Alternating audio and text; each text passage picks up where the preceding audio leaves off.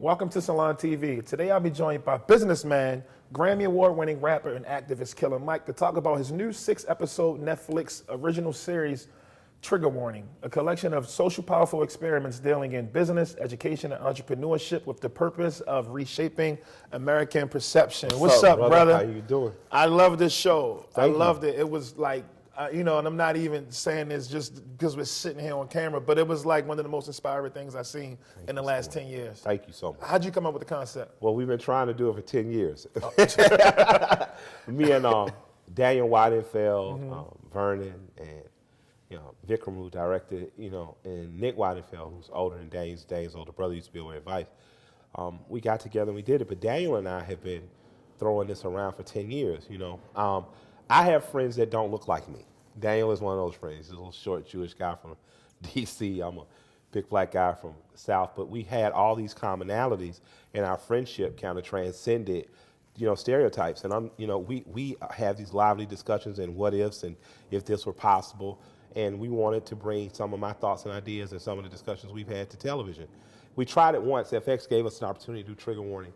And we didn't like it. We overproduced it. It was a little too TV, and that's not what we were trying to do. You feel like Netflix gave you that freedom to just be yourself? Yeah, and a much smaller budget, so you had to you had to do it this way. But you're tackling some big topics, so let's go over some of the basic themes without giving away too much. Education. Yep. The black dollar in terms of, and the reason the black dollar is important is because other communities keep the dollar in their community longer. The dollar then it forms an infrastructure in that community and builds that community up, and that community contributes in a greater way to the larger community. So the black community, a dollar only stays in our community 6 hours. The Spanish community about 11 days, Jewish and white community 22 and 23 days, Asian community 28 days. So you can judge the success of a people individually and the community's success by the ability to keep a dollar in the community. I had arguments with people, really rough conversations with people who think more traditional. They're not. It's outside of the box. They don't have big ideas like you have. And the conversations is based around the civil rights movement. Yeah. And would you call the civil rights movement a failure from an economic standpoint? Like listening to speeches like Malcolm's Ballad and the Bullet, and and how it was like a big transfer of wealth when desegregation happened. Well, let's not look at how I look at it. Let's look at how Dr. King would look at it. Okay. If you look at King in the Wilderness in his last 2-3 years of life, civil rights in terms of civil equality for black people was something he had accomplished. If that was his only mission, and his mission was accomplished, but it wasn't. Right. The eradication of war, the eradication of poverty, and the allocation of funds back to people who had worked here for free was a big part of his agenda. He was killed for his opposition to war. He was reviled for trying to unite workers, black and white, and he was further reviled by the black elite in terms of the black middle class at that time because he started talking about money. And he started talking about money in the way of, at one point, the United States was giving land lotteries to people who would be willing to immigrate here or farm land and do things of that nature, and that's not an opportunity we've ever been afforded. Right. Because of that opportunity never being afforded, we have been left on the wrong end of a huge wealth gap, and we've not been allowed to build wealth and in that way become the strong community that we did ended up becoming. After slavery, in the Reconstruction period, African Americans had to start their own banks, like the Freedmen's Banks. African Americans had to start their own businesses and deal with one another. So economically, our communities were stronger.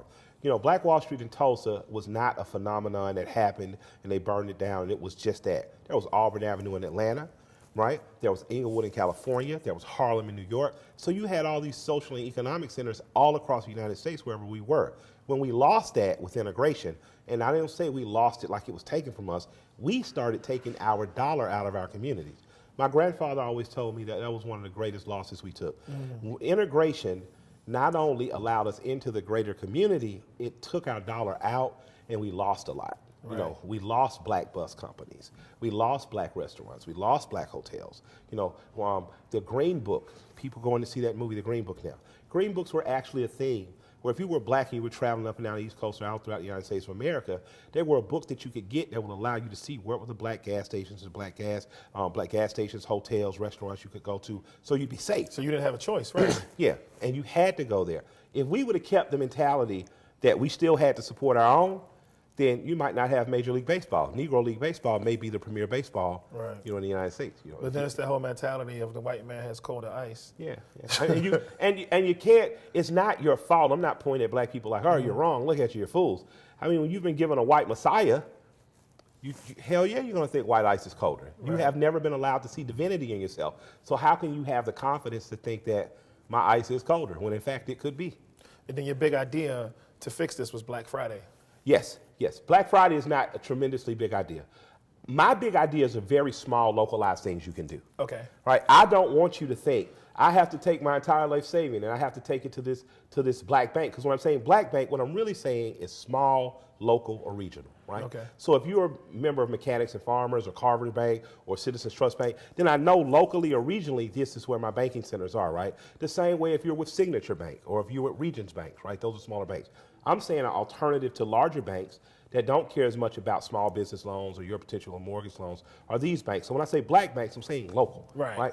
So when you pivot to those banks and you allow yourself an opportunity to support that, you're supporting yourself and you support the bigger economy because those banks then are giving loans out to businesses, mortgages, things of that nature. And we're not seeing it. Yeah, so we need to figure out a way to get on top of that. Yeah, so Black Fridays, what Black Fridays allow you to do in a very small version is find a black business and support it. So if you're in Atlanta, it could be Sublime Donuts instead of Krispy Kreme. Right. If you're, in Baltimore, it could be whoever is the old lady that makes crab cakes at her own little spot for 50 years versus going to Phillips Seafood. But you have to start making these decisions because that keeps the dollar in your community along in those 6 hours. TI right now. We both give away bikes. We both give away turkeys and clothes and stuff throughout the year. And that feels philanthropic. It's a very nice feeling. But that's not going to have the same effect of when we open a restaurant. There's a 50-year-old restaurant called Bankhead Seafood. I wanted to buy a Dodge Demon. Who knows? Tip might have wanted to buy another Rolls Royce truck. But we didn't do that. We bought this restaurant together. Right. And this restaurant is going to potentially give 20 people jobs. And it's going to have that old lady's legacy go another 50 years. And if we become a regional chain, it'll be 100, 200 jobs. That's really changing the environment, changing the economy, versus giving people what we call philanthropy or charity. So as people know who listen to your music and who will watch this show or who saw you give speeches that you're an extremely intelligent person, right? You're very smart. Education. Yeah. It's another topic. It's another topic that you touch. Yeah. And like I said, we don't have to talk about everything in the show because I think that everyone should be watching this show. Yeah. It's extremely brilliant. But what I will say is what we see in a lot of schools is they do the same failed things over and over and over again. If I'm in East Baltimore in the middle of all of this wildness and craziness and brilliance and magic, why are you giving me books like Huckleberry Finn? Why aren't you, trying to touch on some contemporary things that could speak to me? Yeah, Huckleberry Finn is important, but it is not more important than the Iceberg Slim collection. Huckleberry Finn is important. And also, Pimp by Iceberg Slim is important. But Pimp is going to get me to read. Absolutely. Huckleberry Finn will not get me to read. So, if you give me Pimp first and then recommend Huckleberry Finn secondly, then maybe I'll say, okay, what is this guy Tom Sawyer? What's he talking about? Therein lies the key. Approach me or connect with me at my level of interest. And once you connect with me at my level of interest, you make it easier to introduce new things to me. But schools are saying, well, we don't want to, we're not going to play, this rapper or this song, but we're going to give you Shakespeare and we're going to triple down on it. And then kids aren't gravitating towards Shakespeare, which is brilliant. But again, it has to be put in context and it has to be introduced in the right way. Shouts out to Miss Potts. Miss Potts and Miss Colson were two of my greatest English teachers I ever had. They both, once they saw that I understood, Bun B told me, rap will forever be around for the same reason Shakespeare will be around. Because it deals basically with the same primal human emotions. Love, envy, jealousy, revenge, hate, love. And you deal with all those things in blues music, rock music, rap music, that you love them for the same reasons. But if you don't give a child, I read Iceberg Slim and I read Shakespeare. I saw the similarities. Right. Iceberg Slim, Robert Beck as a writer, is one of the most theatrically descriptive writers. He doesn't say a prostitute walks in a room. He describes her like Ginger in Casino. Lets you know what outfit she had on, what she smelled. You become a part of that. Shakespeare wrote in the very same way. He wrote in a way that pulled you into Hamlet, that pulled you into Macbeth. So once you get that, I became the kid that got to translate that to the class. So they encouraged me by engaging me where I was. Yeah, I feel like it goes back to what you say. Like it has to be put in the proper context so that people can receive it. But school's not for that. We have to remember, school is for training us to be institutionalized. Schools and jails are basically the same color on the inside. You have to file against the walls the same way you do. They're to make you obey, and they're to make everyone agree on a commonality of a perception of Western dominance. That's what our schools do. They train you to be good Americans. That's why you're supposed to stand up for the pledge. That's why they don't liberate your mind. If schools were really about liberating your mind, then we'd do something similar to what they do in Japan. Kindergartners would have to clean up the areas they mess up. We would have, like in the school, Paideia School in Atlanta, you would have class outside. You would learn to do things like they're doing at the YMCA, the Andrew Young and Walter Young YMCA in Atlanta, where kids are growing their own food. They're growing their own fish and tilapia and shrimp to sell to restaurants, because school would educate you. I remember my grandfather, I was tying a tie for 7th grade prom, and he said, boy, what are they learning you in school that you don't know how to tie a tie? I didn't understand that school in his day taught the whole human being, because their parents were sharecroppers. Their parents were right out of slavery. Their parents had never worn ties in some cases. So school had to teach you everything. School had to teach you how to balance a checkbook, had to teach you how to cook and things of that nature. So I think that there's a practicality we're missing. When I was in high school, you could take wood shop, you could take auto mechanics, you could take aviation mechanics, you could take art, you could take a plethora of other things that were not academically based, that you weren't going to go to college and get a bachelor's for, but that want to be practical and applicable in the real world. If we do not return to that as a nation, not just black people, if we do not return to that as a nation, we're doomed. For the next 20 years, in the part of the nation I live in, which is the Southeast, right? I live in Georgia. We're building a $9 billion port, I think, in Savannah. We're also going to be dealing with business in Charleston and in Miami. The major jobs that are going to be coming, there are 70,000 truck driving jobs coming that are worth $90,000 or more. There are carpenter and labor jobs, concrete layer jobs. So when my son, who's 16, said, I really don't want to go to college yet. I think I would like to do what you and my mom do. That's our word for stepmom. I'd like to get into buying and developing real estate. Doesn't make sense for him to go to college. It makes more sense for him to go learn to be a tradesman. Exactly. So that when he buys a house, unlike his dad, who has to hire a contractor, he can get in there and get to work on his house himself. Yeah, so, like, I'm a product of an extremely failed school system from a tradition of failed schools. Like, my older brother, my dad, like, I don't know who my dad's dad was, but I'm pretty sure he didn't go to a good school. Because my father didn't, and I didn't. So we can honestly sit here and say that it's a failed system and we know what it's for. Can't we change it? Yeah, absolutely we can. You look at a city like Atlanta. I went to Frederick Douglass High School, which is named for one of the most famous emancipators and educators ever, right? Our rival school was Benjamin E. Mays. So my school is named for the Barack Obama of the 19th century. And our rival is a school that is one of the greatest educators of the 20th century, and also was president of Morehouse, where the esteemed Dr. King, Spike Lee, when I went. Right. That's a hell of a rivalry, because it's pride either way. Either way, there's a sense of pride and fairness. We have failed in the last 25 years, the Atlanta public school system, by dismantling those once great schools. We've made them worse. We know that we need trades in schools. So people between 35 and 55 should be advocating for the people who are between 12 and 20 years old so that they get better schools. And because we're not, school boards are failing, our politicians are failing our kids, and the kids that we're saying are failing us, truly we failed. But we can change it. I'm not against charter schools. A lot of people say they are. If there's a good charter school that's giving good education, I say, how do we create more of those, right? I don't say, how do we do less? If public schools are somehow remissed or not doing well, how do we go in and restructure those schools to do better? Because if we don't, it's going to hurt not only our community, but the greater community.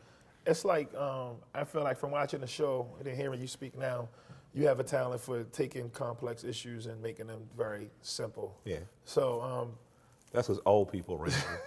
So how would you end, or what do you think we should be doing right now to end the shutdown? What should the government be doing? I want to give shots out to the government workers that are, they're enduring the shutdown. Friends of mine have been federal employees. Friends of mine who are veterans, have federal jobs, are waiting now, on their veterans benefits because the Fed job has them on pause. TSA, even though you touch my balls every time I walk through there, I care and I want you guys to have your jobs, right? And, thank you guys who let me keep my weed a couple times. But as the people, we need to watch France and what they do when they have a disagreement with government. They take to the streets and they shut it all down. My suggestion is this. If the government is not reopened by March 15th, everyone in America should not pay taxes on April 15th. And watch how quickly the government opens back up. They'll figure it out. Goddamn right they will. So what I'm taking. I'm serious now. Think about what I just said. Right. If everybody. So that includes the police that's supposed to come get you to lock you up too. The top 1% will be with that because they're not paying them anyway. Everyone, everyone should not pay on April 15th if the government's not back up. Is there like anyone you looking forward to running in 2020? Anybody? Well, I like the OG. Right. You know what I mean? I like Bernie Sanders. I think the only way to beat the Joker is with Batman. So I think you need the antithesis of what we have in there now if you want to see that. If you just want to see a neoliberal, then there are tons of Democrats that you could like or popular, but I don't think anyone but Sanders beats them. Bernie as an independent or Bernie as a Democrat? I don't care. It doesn't matter. By any means necessary means by any means necessary. Yeah, Blacks were not Democrats 70 years ago. Exactly. Yeah, it was whatever it takes. It was the big Eisenhower changed it. Yeah, exactly. No, Roosevelt changed it. Roosevelt changed it. He sent Eleanor out there, and they was coming off the flood, and all of the displaced black people in Mississippi, and people were tied up. But really, what it was about was, promises were made that if you help us by coming into this party, this is what we can do for your community. So I grew up in a community. The Adamsville Collier Heights community, Collier Heights Adamsville community in Atlanta. I grew up in a gentrified community. Now, when I say that, you think white people and puppies and bikes and lattes coming to push you out of your community. Don't forget Wi-Fi and juice bars. Exactly, but that's not what happened. My area was bought by working class and middle class and upper class black people, and poor whites were pushed further west out into Mableton and Cobb County. So my area I grew up in was gentrified by black people, and poor whites were pushed out. That happened as a part of that deal. So what would it take? What would it take for Bernie to beat Trump? For us to get off our ass and really do it. Would Bernie have to? Would he have to put you on a ticket? No, I hope not. I got you a natural. But I need to be. My thing is, in talking to the OG, he tells me how much of campaigning or how much being a politician now seems to be money based. And I don't. That's not what he does, and that's not what I would want to do. But by any means necessary, though. Yeah. No. My thing is though, let me have enough money when I finally run for office. I'm unbribable. Okay. Let me be. Because I'm the first in my family to be independently wealthy, and I'm from a decent family. We're working class folk. Middle class black people. They made it. They farm, they toil, they save their money. I might be the first in my family who actually can leave something for my grandchildren's children. So it's my first duty to ensure that. But with that said, I do plan on holding some type of local office. I'd love to see Senator Sanders or real progressive, be. If he don't or won't, I hope to just one day in my lifetime see someone like Nina Turner win a national office, like president or vice president. She's, to me, progressive. She's radical. She's an amazingly impressive politician. And I don't understand why she isn't talked about like our Shirley Chisholm, So my thing is, you give me Bernie, or you give me a Nina, or you give me a Senator Fort, who was down in Georgia. You give me someone truly progressive, and I'm fine. So it takes like a lot of heart to go against some of these systems that have been seen to be oppressive, and you do that a lot. Like, you say these things, and you're very vocal. Tell us about what happened with the NRA interview and like the backlash, or do you find yourself having to explain something in a way that enlighten people? Or I don't mind explaining something that enlightens people.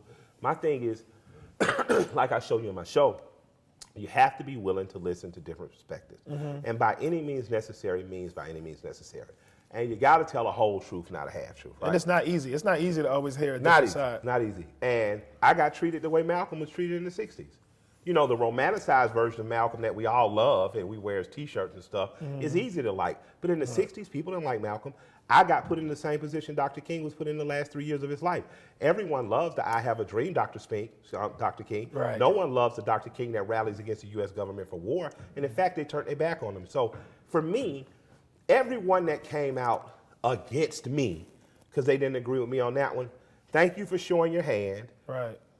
That's fine. Now that I know you're not one of the people who are willing to protect our community by any means necessary, I'll engage you in that way. So if it's time to talk about black stuff and sip lattes and, you know, act like we care, I'll do that with you. Right. But when it's time to hunt, fish, kill, and take care of our family by growing food and potentially having to shut yourself off, then you're not going to get invited to that party. Hope it works well for you where you are. I'm from a part of the country where self-reliance means self-reliance.